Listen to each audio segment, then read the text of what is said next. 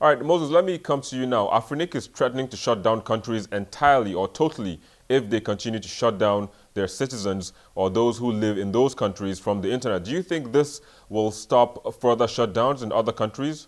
To the extent that the proposal was meant to raise this issue, at least on the international front, I think it has succeeded. And I think it's a good move, trying to use all means possible to have the government listen as to why it does not make sense to shut down the internet. However, when you think about denying a country internet resources like domain names, as a way of fighting back against internet shutdowns, don't you also think you're also throwing too much of, say, it's like you're bombing a place just because you differed with someone inside there. So when you deny a country internet resources, you're denying the citizens access to the internet. And as such, you're also not, you're also doing just the same, just like the government is doing by shutting down the internet. The long and short of this is, from my perspective, it's good to raise these issues. It's good to threaten countries about it. But fundamentally, we should not be looking at solutions or options that will kill off or will take off populations outside the internet. We should be more looking into how can we say increase internet penetration in a country and see the political elite or the decision makers actually see the value of having internet, such that when you switch off the internet, you are compromising everything that your country is organized around. That, for me, increasing access to the internet actually can turn out to be the way of dealing with these issues of internet shutdowns, because the country will be so connected to the internet that taking yourself out, one, will take a lot of resources. You will need to convince over 1,000 key decision makers so that the whole country is disconnected. However, that said, I would want to say when you have a country that does not listen to anyone or just acts unilaterally around some of issues like connectivity and communication, like Ethiopia, for example, there's only one internet connection, one internet service provider. There's only one national broadcaster. I mean, there's one national broadcaster, and opposition or any private company trying to broadcast is a problem. So the communication landscape in that country is extremely hostile and very closed. So what you want in such a country is to threaten them that actually you will be out of the global network and global connectivity. You cannot attract foreign direct investments, or companies are leaving your country, or international organizations are relocating to neighboring countries. Those kind of things probably would have a much more impact in enforcing an idea around how the country should deal with issues of internet shutdowns. I think that's not a step in the right direction. Like I said, there are a lot of ways to actually filter. I'll tell you a little bit of my little experience. I know. So there are a lot of filtering available on routers, filtering available on the network providers.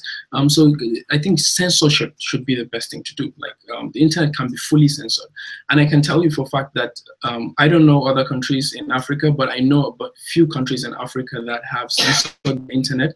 The government has done a lot of work in terms of censoring the internet. They know what you're accessing. They know the level of freedom you have on the internet. So there are ways that they can restrict what they don't want access to and allow access for what they want access to.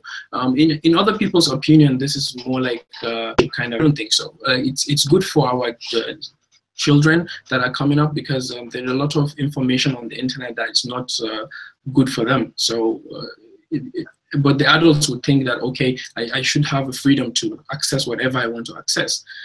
In my own opinion, I think that's not right. The right way is to allow certain body or a certain organization that should be in place, like NCC, for example, should be able to kind of filter the access level that we have in Nigeria. That would solve, for example, I'm just giving an example with Nigeria. That would solve a lot of problems that are relating to such issues that would cause internet to be. I'll take us back. There are countries that have blocked WhatsApp, for example, because the countries felt like, okay, it's a threat to them or something. And I think that's allowed. That should be okay.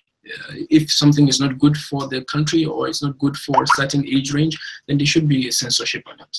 All right, so it seems like it's a one-way channel. I mean, but I don't know. I mean, correct me if I'm wrong. Is there a decentralized system so that in case if the government decides to shut down, people can actually switch to other forms or other channels to access the internet? Okay, well, actually, there was a time there was a revolt somewhere. I think being one of these Asian countries, where the internet was shut down, because North Korea is one of those places where we have internet shut down. People could use applications because right now the world is going to play where we have what we call decentralized network. Now, the network of the future is not where a telecom company provides the base stations. Right now, in the future, people are going to own their own smart base stations. Right, a lot of companies are already doing some things around that. Now, hardware is not commoditized. It's no more kind of proprietary where you cannot afford it. So for those telecommunications devices of the future, people can afford those devices, put in a software-defined radio into that device, and it's going to connect straight to the internet. So for me, the government doing that, they are being a bit over-conservative, which is not good for them. It's better for them to look for a better option. In North Korea, they were able to connect using Wi-Fi, whereby every smartphone has a Wi-Fi chip in it, and it could cover close to 10 to 20 meter radius, square radius coverage, and with that mobile app they fixed it in, so it kind of created a mesh of all phones that had that app. So if we have person A, B, C, D, E, and person A and B are within a coverage where they could communicate, and then but A is not connected to C, D, down to E. So if person A wants to connect to person E, his information is going to be, pinged to person B, who is like a point of connection to C, to D, to E on the background, and the message gets to E. So the more people uses that app, the more the network becomes strong. So that is what we call a decentralized network, and that is where the world is actually going. All right, just hold it for a second there. We'll take a quick break, and we'll be back shortly to continue this discussion. Stay with us.